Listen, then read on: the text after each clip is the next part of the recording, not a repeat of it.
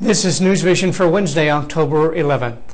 Congressman Mike Conaway and Steve Pierce, who serves the 2nd District of New Mexico as congressman, toured the proposed FutureGen site at Pinwell Tuesday, telling those gathered the project will bring a worldwide impact. Coal, Conaway said, will fuel electric generation for decades to come.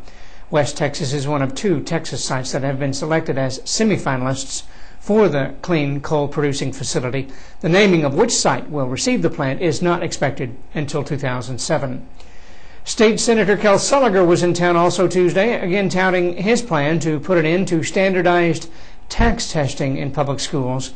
Sulliger of Amarillo says he suspects lawmakers will seriously consider bringing an end to the standardized testing in favor of using end-of-course exams in the next session. Sulliger spoke to a group of about 100 at the Scarborough Student Center on the campus of Midland College.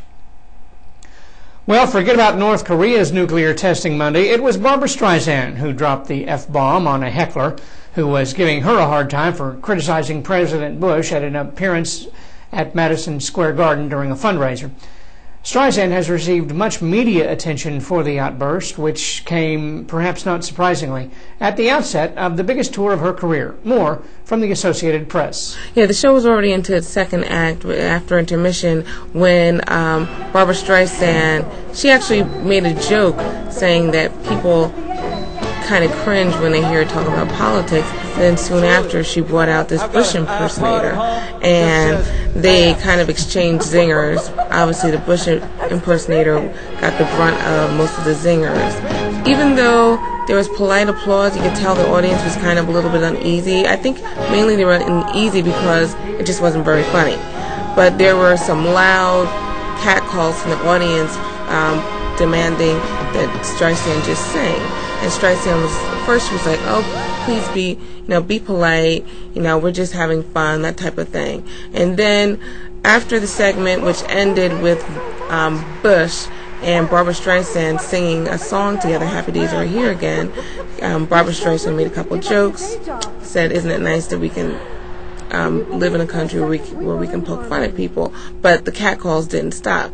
And at that point, she had already went to sing another song when the catcalls still continued. It was very small, but then that's when she just exploded and she just said what she said. There was just some people who kind of felt that it was inappropriate. I don't necessarily even think that they were necessarily all Bush fans. I think that it wasn't an unfunny skit, and it just kept on going on, and I think that people just got frustrated. I think there was a certain segment who didn't want to come to hear politics. We invite you to drop in on My West Texas throughout the day and familiarize yourself with our new layout designed to make your browsing an easier experience.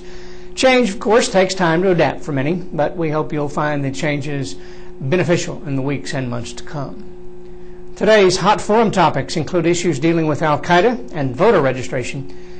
Yesterday's reader poll saw just over 100 of you vote on who you thought would win baseball's World Series this year. The vote was pretty much evenly divided between the 4 teams still standing, with the New York Mets holding a slight advantage and gathering almost 30% of the vote. Today's reader poll, tell us if the Lee Permian football matchup still holds the same excitement for you this year as it has in years past.